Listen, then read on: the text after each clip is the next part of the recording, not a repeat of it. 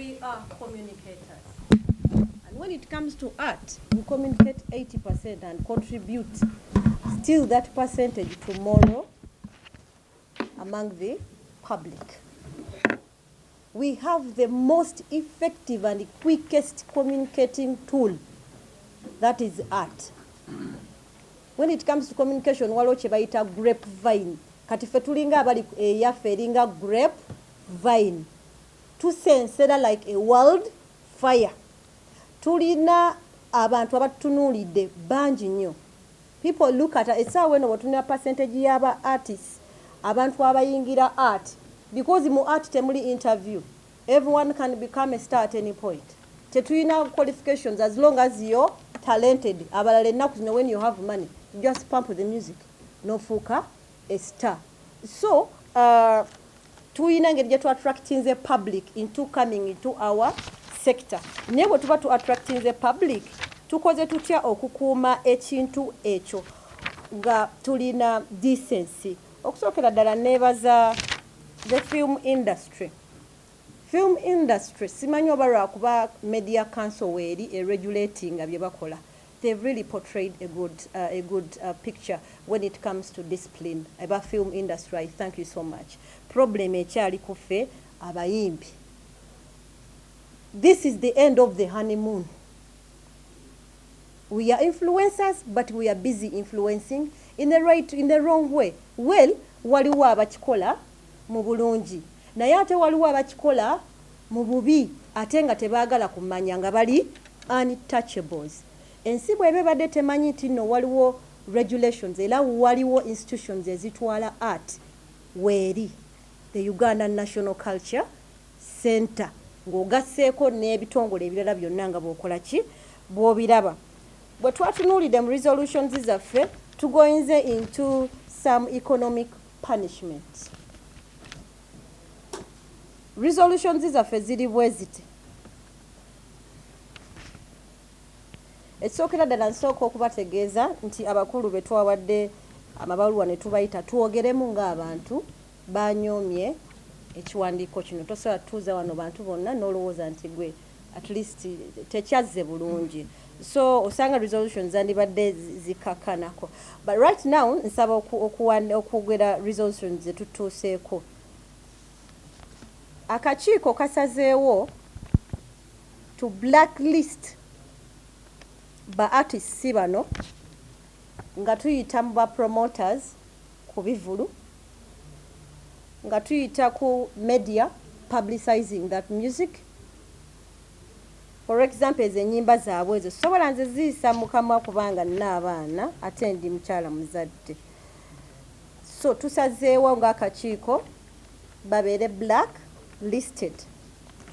Then resolution ey'okubiri, abayimbi abo bagenda kuyitibwa police bakole statement, bayitibwe Ministry of Ethics and Integrity bakole statement, bayitibwe ku Uganda Communications Commission bakole statement. Tuyinza okuba tubatwala bubi naye nga baali bategeeza birala. Resolution ey'okusatu, tukisudde nti industry yaffe yeetaagwa okujja awamu. Abamu bakola ebintu nga tebabimanyi. Twetaaga okuŋŋaanya abantu baffe tubabuulire ekirina okugenda mu maaso, the do's and the don'ts. So tumaliriza tusabye Uganda National Culture Center etegeke kye bayita stakeholders engagement essaawa yonna we tuyitira ba artists abakulembeze baabwe sobole okwogerako gye bali. Resolution endala, Uganda Communications Commission egenda kubaninga enyimba ezo eziteereddwa mu italics, as in pulling down, okubeera nga tuzijjayo tusobole okutaasa ku balala. Kubanga abazadde obuntu tubulabye wano mu video ng'abantu bacomplaininga n'abazadde ne bagaba nemukola kibale. So we are doing the practice. Resolution endala, wano wabaddewo omukulembeze akiikirira Interreligious Council of Uganda. Tusazeewo nti abakulembeze b'amadiini bonna mu festive season eno ku kye boogerako babuulirireko ku kye bayita culture, enjogera, okuwemula, okuzza empisa mu bantu ebeere theme when they are preaching. Twakizudde nti omuntu awemula eno ate telecom company ne sponsoringa show ye. Meeting eno esazeewo ba music promoters ne ba sponsors like telecom companies bonna ba sponsors teba promoting oba teba sponsoringa bantu abakoze music wemula ne mbeera nga show egenda maaso n'ebifo byennyini okuhostinga such people. Kwegamba kiringa ekigamba nti oba simenge gyenyizo kigambamu but enyimba ezo zonna ezi tuba tubatwalanga nammwe muwagira obuseegu.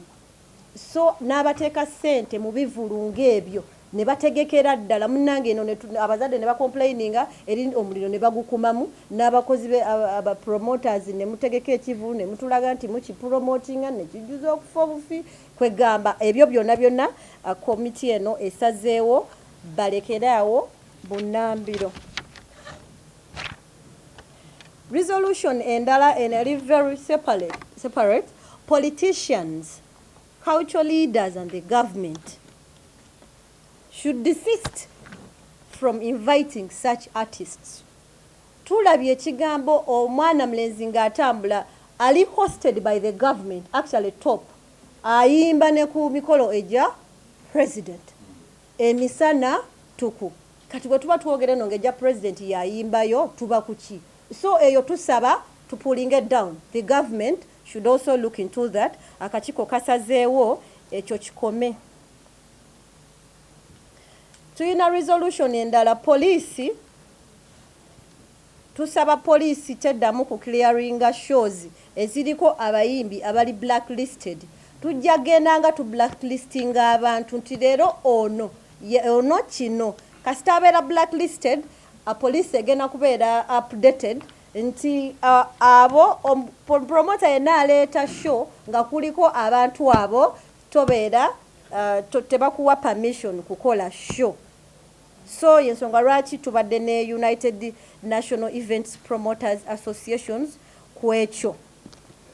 Then tuyina resolution bwe tugendako mu kooti akakiiko kano kagenda tuukira Supreme Court and the Chief Judge okwogera ku Anti-Pornographic Act. Essaawa eno etennaba kubeera mu pipeline ekyali wabbali naye twagala tu advocating bagyongeremu ku maanyi kubanga eyina weetukwatira ku bye tulina okukola.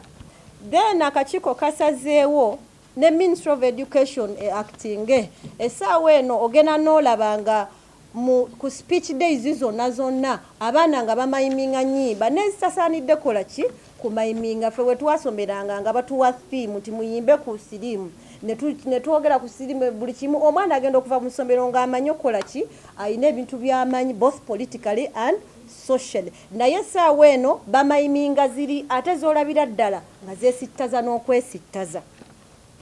Resolution endala ey'amakulu ddala nga tetunnatunulira government, tetunnatunulira police, tetunnatunulira institutions, abazadde mufeeyo ku nkuza gye mukuzaamu abaana. Omwana awaka alaba ki? Omwana awaka yeeyisa atya? Atambulira wa? Ayogera naani? Asiiba naani? Nga tetunnatunulira muntu yenna nti munnange mukoze ki ng'omwana ayonoonese gwe yamuzaala. Tuyambe nawe oteekeyo obuvunaanyizibwa. Eyo resolution nayo. Tulina resolution egamba nti tugenda kufuna enkolagana engagement ne IGP oba Head of Operations owa Uganda Police nga twogeramu ku kigambo kya shows eziri cleared nga ziriko abantu abakunama and intentionally.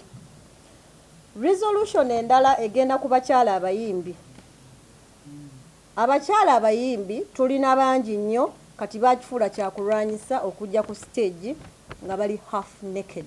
Kino kityoboola ekitiibwa ky'omukyala. Nze ng'omukyala kitutyoboola gwe bbere bw'ojja n'oliteeka ebweru eno n'oteekayo ebweru kityoboola ffe abakyala. Abayimbi abakyala nammwe resolution yammwe efulumye ng'egamba nti ba promoters tebajja kukkirizanga ba artists nga zze ng'oli half naked ng'oweesittaza abantu. tojja gendanga ku stage oba osasuddwa oba tosasuddwa.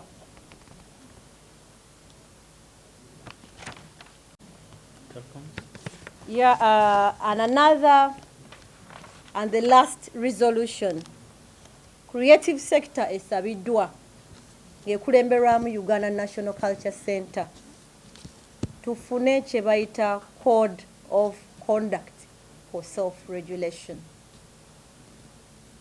Ekyo tujja kukikolako nga institutions zaffe zonna we ziri. Resolutions zino bwe ngendako mu mateeka ebeera nga drafted bill. Drafted bill bwe bagimaliriza emala neefuuka act after being approved by the legislative body.